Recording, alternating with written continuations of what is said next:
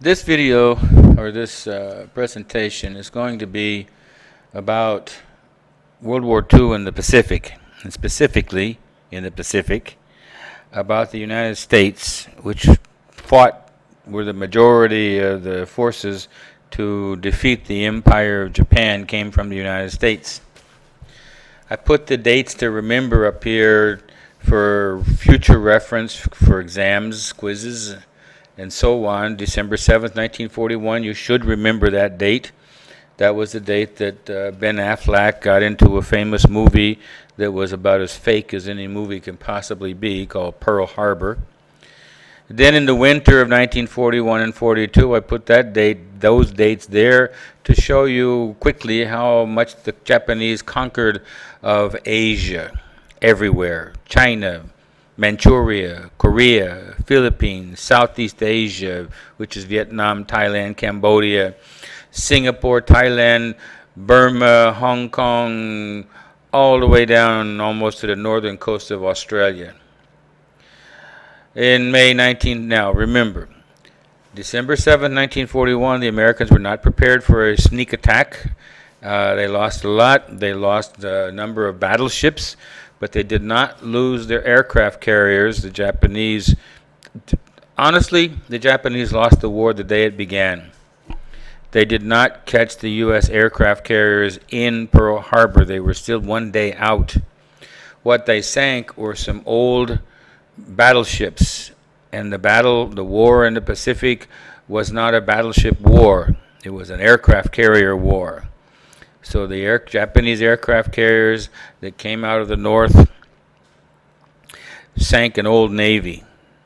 The Americans quickly, with two exceptions, refloated the old battleships for later use, but mostly they didn't lose any aircraft carriers. By May of 1942, the Americans were knocked back by the loss of the Philippines. There was a great battle in the Coral Sea. The United States lost the USS Lexington, and the Yorktown was severely damaged, went back to Pearl Harbor for repairs, and in June 1942, the Japanese definitely lost the Second World War at the Battle of Midway. The Americans had broken their code. They were reading the Japanese naval codes, and they knew the Japanese had sent a task force, or were sending a task force of aircraft carriers, 4 of them, out to take the island of Midway, which is midway between Hawaii and Japan.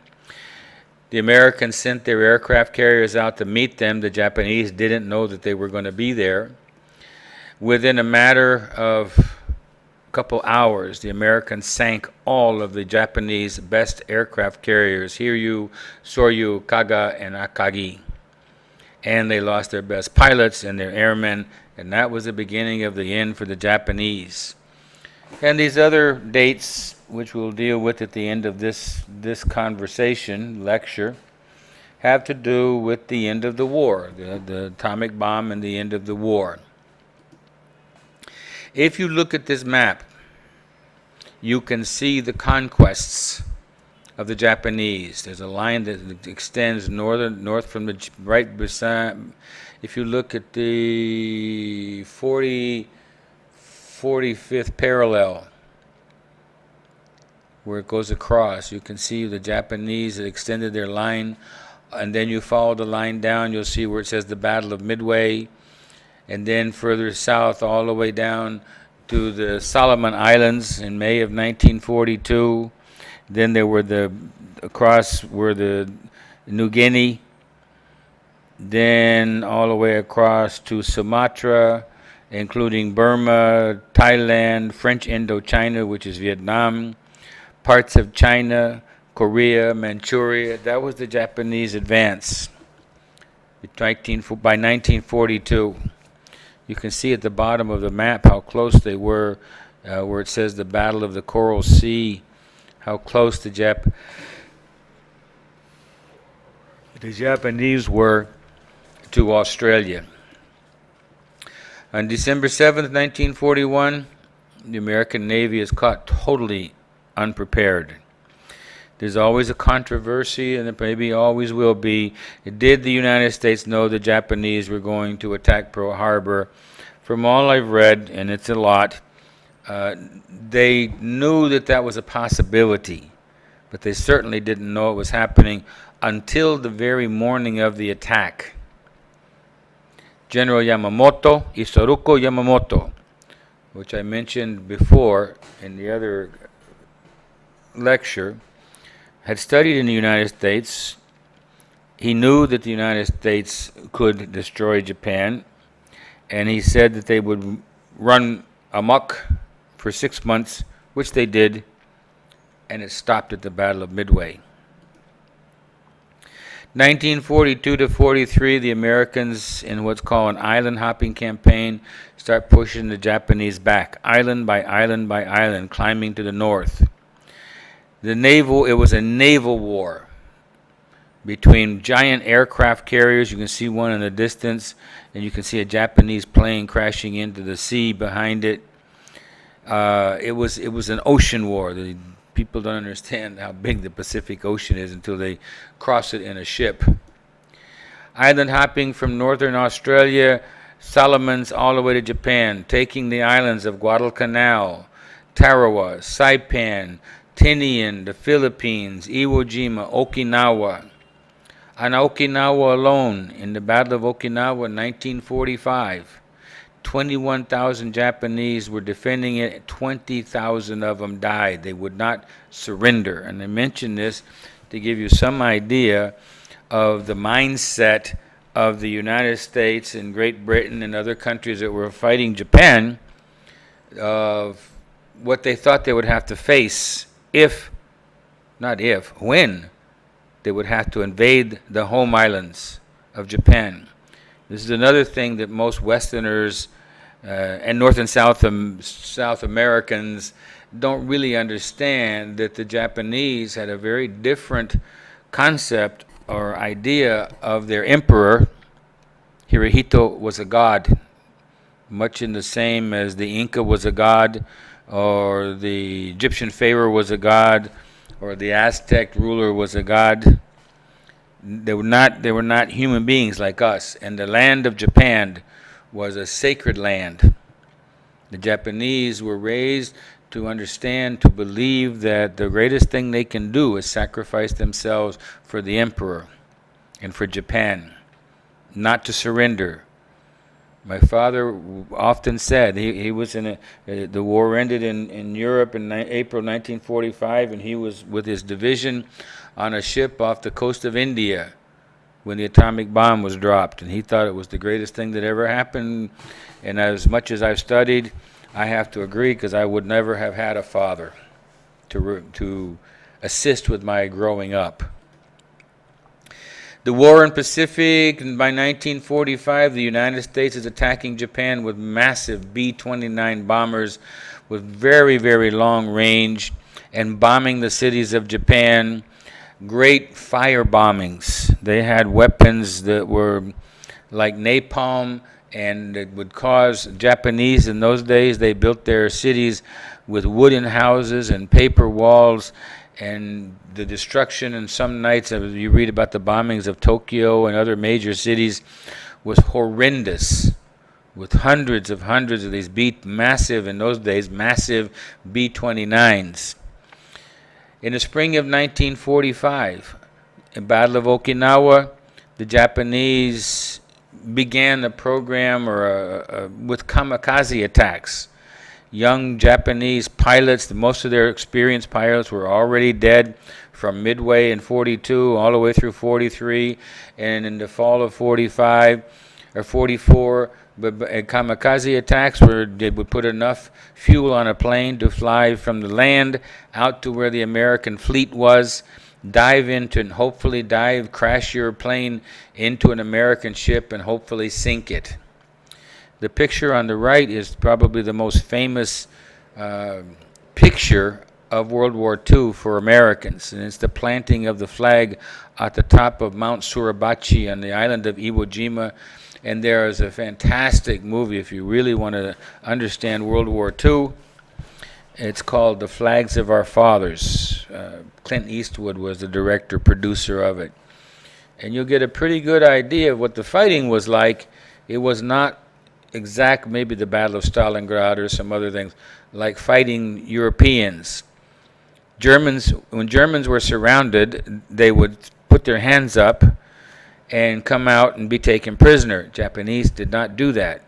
Rather than surrender, they would commit seppuku, a ritual stylized suicide, or just pull the pin on a hand grenade and hold it to your chest. That'll do it too.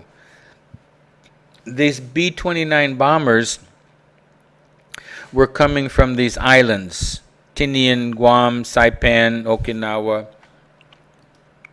And this is I thought this was pretty interesting because it was so far across the islands. A round trip from the island of Tinian would take 8 hours or longer.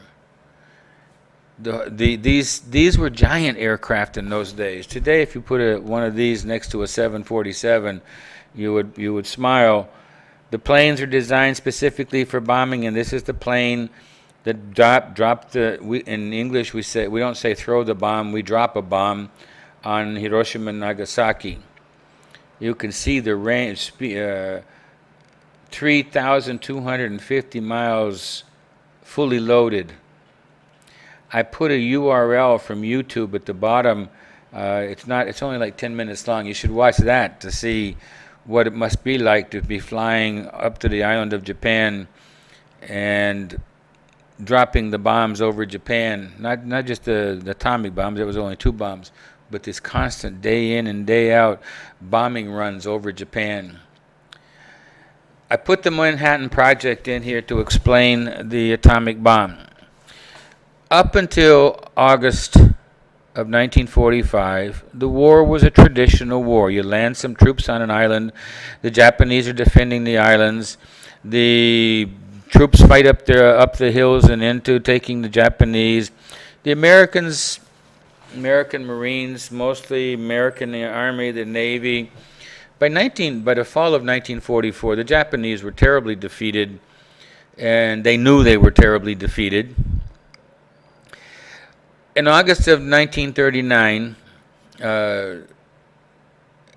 I think the guy's name was Teller, and Einstein sent a letter, or Leo Szilard, sent a letter to the President of the United States saying, Mr. President, you can find this with your Google, we know now how to split the atom.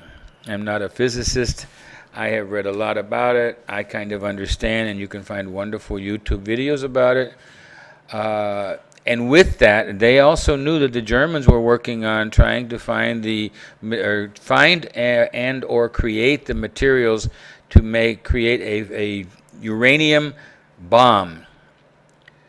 The Germans never completed it. It was Hitler. I don't think Hitler ever understood exactly what it was going to do, or even thought that it could be done. The Russians were also working on it. The Japanese were working on it also. They were getting uranium out of Manchuria.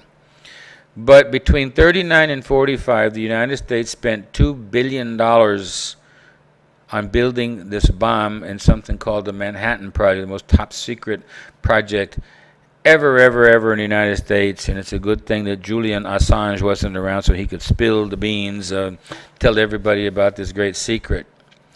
And the story is about Dr. Robert Oppenheimer, who was a genius, a physics genius.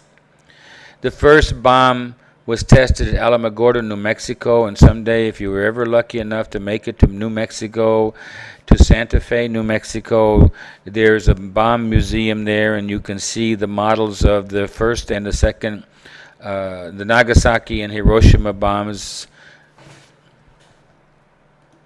The atomic bomb first exploded there on July 16, 1945.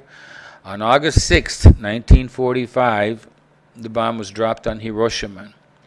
3 days, the Japanese didn't, and when you study this carefully, the Japanese outside of Hiroshima didn't even know what it was. All of a sudden, the city of Hiroshima pretty much disappears. The people who got outside the city passed on that the city had disappeared, but that wouldn't make any sense to anybody who hadn't seen something like that or been to see what the results of the bombing was. And the Japanese the United States could not approach Japan directly, but through the Swiss, which had remained neutral, they were communicating, but the Japanese rejected any idea of surrendering. They were not going to surrender. If you want, you're going to have to kill all Japanese. You're going to have to invade the islands of Japan and kill all of us. That's exactly the result of it. So 3 days later, they dropped a bomb on the city of Nagasaki. And still, the people who were in Tokyo finally began to understand the realism of this super weapon. What they didn't know was they didn't have any more bombs. On August 11th, 1945, a very special event in my family's history, I was born. I just throw that in there. I have a newspaper in my office here that was printed on August 11th, 1945. That says, atomic bomb dropped on Japan, Japs agree to surrender. By August, I think it was the 15th, the formal surrender was agreed to. And finally, on September 2nd, 1945, the Japanese surrender on the deck of the USS Missouri in Tokyo Harbor.